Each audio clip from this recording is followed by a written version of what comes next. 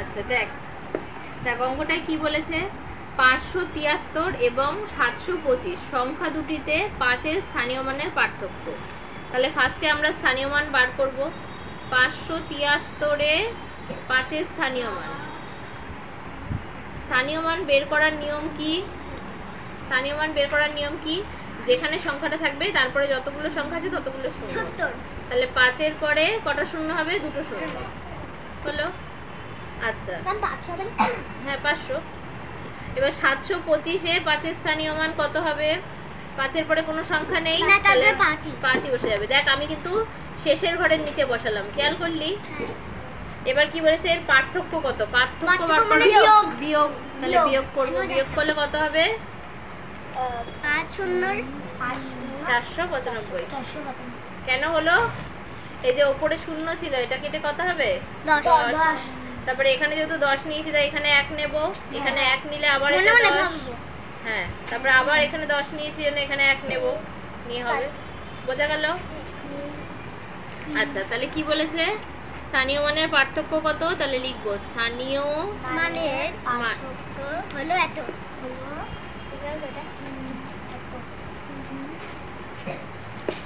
আমি লিখব এটা না, আগে বুঝিনি। আচ্ছা তারপরে দেখ গ নম্বর বলেছে 8 এর ডান দিকে, 8 এর ডান দিকে, ডান দিক কোনটা? এইটা ডান দিকে 4টি শূন্য বসাচ্ছি, 4টে শূন্য বসালাম। 800 না, একক দশক শতক হাজার 8000 হিসাব করি। একক দশক শতক হাজার অযু। আচ্ছা আচ্ছা আমার কথা শোন, অযুত আর হাজার মিলে কি হয়? 1000 হয়। এই দুটো করে একসাথে হিসাব করতে হয়। তাহলে কত হবে? 80000। তাহলে কত হলো এটা? 80000। বোঝা গেল? অযুত আর হাজার মিলে কিন্তু হাজারের ঘরের হিসাব হয়, মনে থাকবে? আচ্ছা তাহলে এবার কি বললো, শূন্য বসালে কত হবে? তাহলে উত্তর লিখবি 80000 হবে।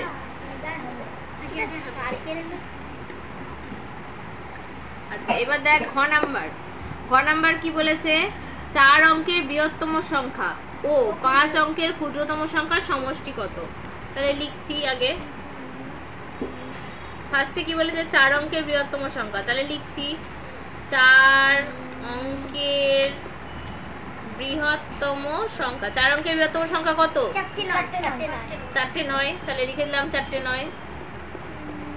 আচ্ছা এবার কি বলেছে, 5 অঙ্কের পরে 5 অঙ্কের ক্ষুদ্রতম সংখ্যা। এখানে 1 হবে।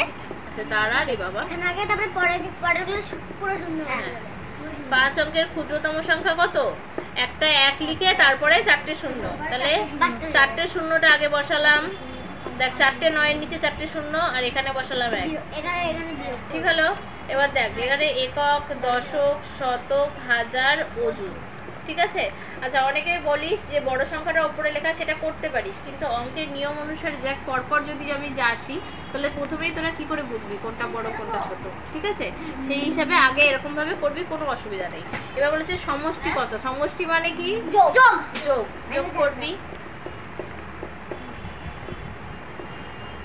তাহলে উত্তর লেখ সমষ্টি কত? সমষ্টি এত। সমষ্টি হলো এত। আচ্ছা তারপরে বলেছে দেখ বর্গের জয়টা দেখ।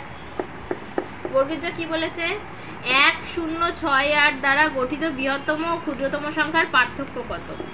তাহলে ফার্স্টে কি বললো, 1068 এর ক্ষুদ্রতম সংখ্যা। ক্ষুদ্রতম সংখ্যা মানে কি? সবচেয়ে ছোট কি সংখ্যা তৈরি করা যাবে সেটা হচ্ছে ক্ষুদ্রতম সংখ্যা। ক্ষুদ্রতম সংখ্যা মানে হচ্ছে সবচেয়ে ছোট কি সংখ্যা তৈরি করা যায়। কি করে তৈরি করা যাবে দেখ, শূন্যটা কিন্তু প্রথমে নেওয়া যাবে না। তোকে প্রথমে না, শূন্য প্রথমে নেওয়া যায় না। শূন্য প্রথমে নেওয়া যায় না, ফার্স্টে নিতে হবে 1। 1-এর পরে এবার শূন্য নেব। এবার 4 আর 6 এর মধ্যে 4 আগে, তারপরে 6। ঠিক আছে? তারপর আবার উল্টো করে লিখব। এবার দেখ 6 4 0। আচ্ছা এটা দিয়ে এবার বৃহত্তম সংখ্যা উল্টো করে নেব। বৃহত্তম মানে কি? বড়। বড়। সবচেয়ে বড় কোনটা? 6। তারপরে 4, তারপরে 1। এবার তোকে কি বলেছে, এই দুটো সংখ্যার পার্থক্য কত হবে? পার্থক্য মানে বিয়োগ। দেখ এখানে ছোট সংখ্যাটা উপরে হয়ে গেছে, বড় সংখ্যাটা নিচে আছে, ঠিক আছে? তাহলে বিয়োগ করার সময় সাজিয়ে নেব। আবার সাজিয়েছো তো ম্যাম। যদি তুই হয়তো বৃহত্তম সংখ্যাটা আগে লিখে করছিস এজন্য, যদি ক্ষুদ্রতম সংখ্যাটা উপরে লিখিস তাহলে উপরে ছোট সংখ্যা হয়ে যাবে, তখন তোকে সাজিয়ে নিয়েই করতে হবে। বোঝা গেল? একক, দশক, শতক, হাজার উপরে লিখে নিবি, লিখে নিয়ে তারপরে করবি। শূন্যটাকে কত ধরবো? 10। 4টাকে কত হয়ে যাবে? 5। একটা কত হবে? 11। আবার এই একের জন্য এটা কত হয়ে যাবে? 1। 1 থেকে 4 ক ঘর? 3 ঘর। 3 ঘর। মাথা খারাপ হয়ে গেছে নাকি? তাহলে উত্তর লিখবি। পার্থক্য কত আসলো? 5364। বোঝা গেল?